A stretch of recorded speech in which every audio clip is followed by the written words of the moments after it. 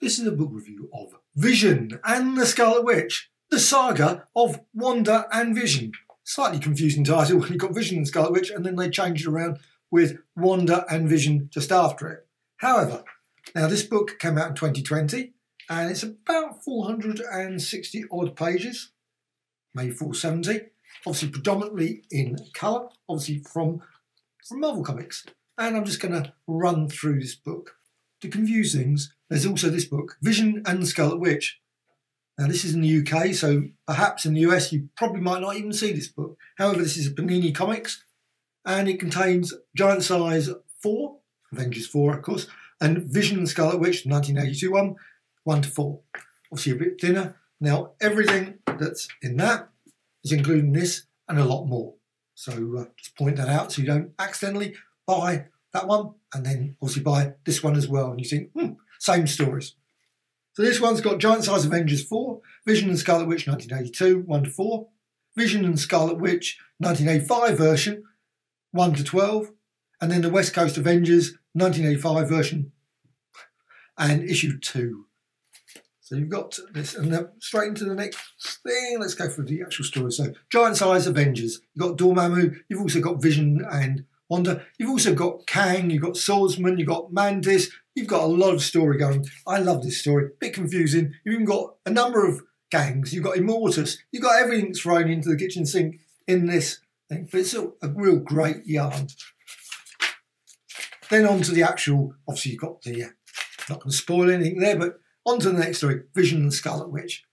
Now they moved this little town, Leonia? I'm not certain. Leona, New Jersey. I assume it's a real place. I have no idea. But however, 15 minutes from George Washington Bridge, haven for New York, apparently. So you've got a lovely Halloween story. You've got these kids who are coming along. And then, of course, then what happens? There's also a book involved. And there's a lot of magic and those sort of things. Which, of course, what Scarlet Witch, you've got to expect. Sorry, I love the artwork. The artwork, really good. And it's just lovely, these stories where there's family. They're all sort of settling down in front of the fire. Those sorts of, and that's really the whole book. It's something unusual, I must admit. Most of the books I've got over the years with Marvel have never really been that much, but it's really nice to find. And that's one thing I found with the West Coast Avengers, which I was really quite surprised when I got that, more so than the East Coast Avengers. You've really got that sort of nice sort of more family, they're sort of sitting down, they're just chatting. And it's a similar sort of thing here. Obviously, it's still story, which of course is a key thing as well. So you've got a real good conflict between the Visions, obviously got a lot of problems there. And then you got the next story, which introduces the Wizard. You've got great, and I love the Wizard. I'm always sad that he never got the same appearances as, say, like Captain America, Submariner, Human Torch, etc. A little bit later, the poor old Wizard, I suppose because of Quicksilver, there was no play, which is odd because in DC Comics you've got thousands of speedsters, but for some weird reason, poor old Wizard, why couldn't he have been stuck in a block of ice or something, or suspended animation? They seem to always get around that one, or trapped in a time sort of thing and come forward. They could still do that, of course. They could have a time story and go back about 15 years later. However, you've got that story, and it's quite nice because it ties in with the relationships of father, son, and all that sort of stuff. It's really quite nice. And also, that's the next story as well, which is Blood Brothers. You've got the story here with, of course, Wonder Man. And it's quite nice, obviously, the relationship between Scarlet Witch, Vision, etc., and the Grim Reaper. Grim Reaper is one of those that he turns up quite a bit in this book, so it's quite a lot of Grim Reaper. And, of course, not spoiling anything, not going to say anything about the next story, but it's a lovely, again, another family one. So the whole series really was family. And it's just superb artwork all the way through this. Beautiful artwork there. Then on to the actual series. Let's go to the series. And it's quite a nice touch. And then they've actually, for the first time, they didn't put any sort of details before, but they've got some nice little details there about Grim Reaper and etc. Isaac's influence on the Vision. I must admit, I hadn't read those stories, so it's quite nice that they added those. Otherwise, I wouldn't have known anything about that. So, but you've got this 12, and it's really nice. Also, Yeah, 12 parts. So you've got a lot of lovers and zombies. What can be that? Zombies, great. I love it. Now, is that guy Gritch? I never liked Gritch. Must have been Gritch. I don't know if he's still going. He just always annoyed me. It's one of those characters that you think, well, get rid of him. However, I guess that would have probably happened. If the Avengers were going and they want to be involved with the government, they would need to be people like him. But it's just so annoying. You got zombies in this. Obviously not the George Romero zombies. Well, sort of. But they're controlled, obviously. There's the usual sort of things. There's been quite a few stories about zombies and various... this character, Black Talon. So you've got the Black Talon in the story. Then on to the next story, and it's really good because this one is, unfortunately, because they obviously it's not West Coast Avengers. Now I have got the epic collections of the West Coast Avengers, so I can read the story. But of course, if you haven't got that, then that's it. But you've got a lovely West Coast Avengers story, which is good with a lot of characters, Manet, Goliath, etc. Well, I think that's what his name is, the big guy there. And you got that story, and you got the Grim Reaper, and that leads on a lot later as well. So it's quite the Mandrill character. I remember that one in the Daredevil comics, and Necra. It's actually quite interesting because there's quite a bit of. I was quite surprised some of the shocking statements were made in there, and so quite wow. Anyway, then you got this very odd one where you've got all these, and it leads on. Yeah, Burn Witch, Burn, Agatha Harkness.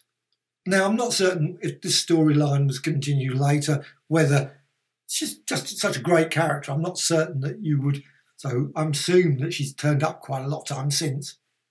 In Marvel Comics, virtually every character seems to die and then come back again. So it's quite often, never really worries me too much, but you can always say it's an alternate universe version. That's the usual cheat you could do. So, when witches die, that does suggest when witches. Well, obviously it's got that storyline leads to something else a little later in the book.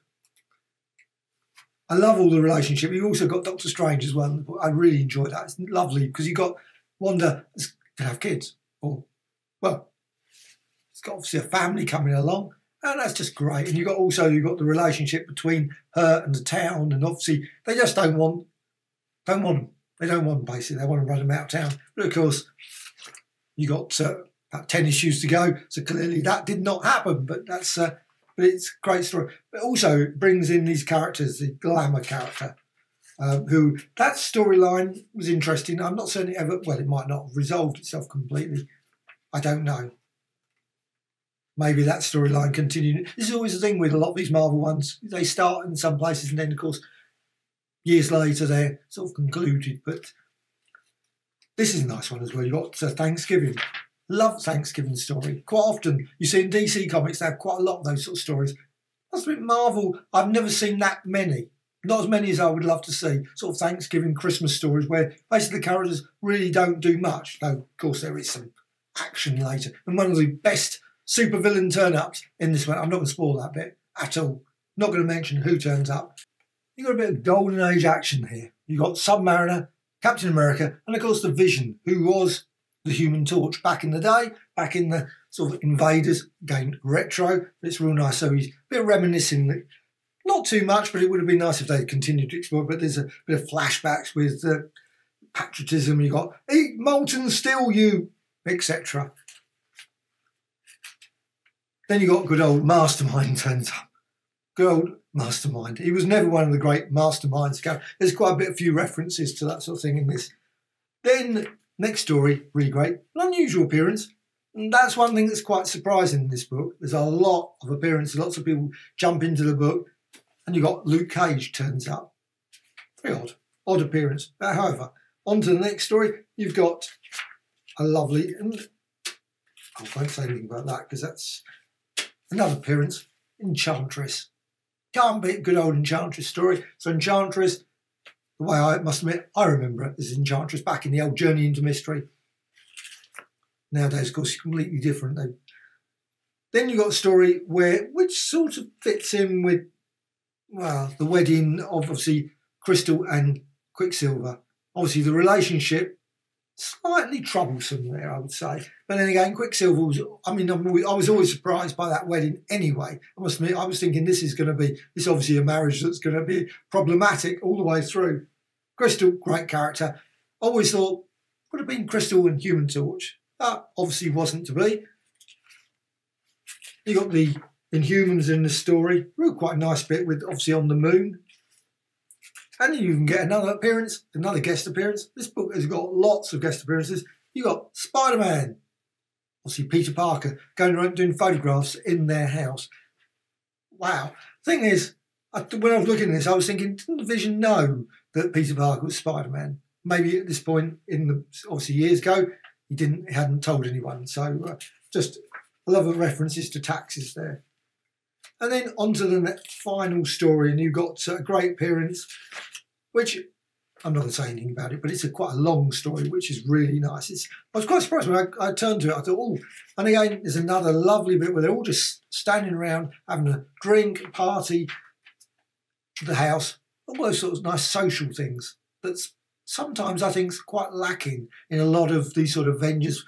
Maybe not so much Fantastic Four, because obviously that is totally family, but still, where they're just sitting around having a sort of beer somewhere or something, and just in the garden, without some supervillain trying to destroy everyone. Obviously, that's for later. But you've got you can see there.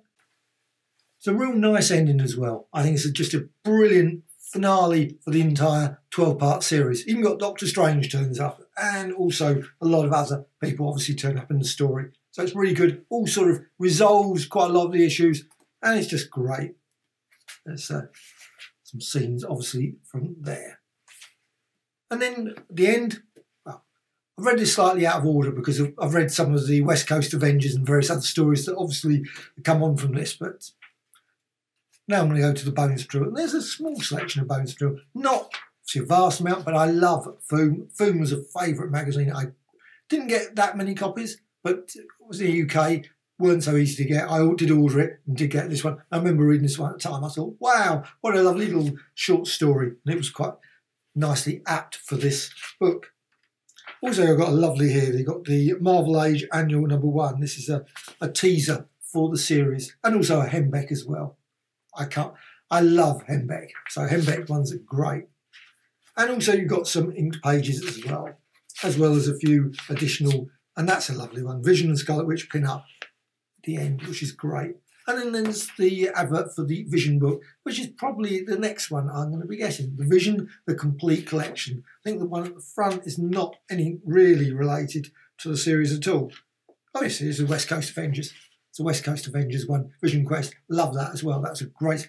I wasn't really into West Coast Avengers. I thought not going to get that, but I got it and thoroughly enjoyed it. And that was a great epic collection. And I'm certain that Vision one is going to be a brilliant one. Complete collection. Complete epic. I got quite a few of them. I love both series. And that's it. Their Unlikely Romance is one of the most famous Avengers stories of all time. Thoroughly enjoyed this book. Really glad I got it. So Vision and the Scarlet Witch. Totally recommended.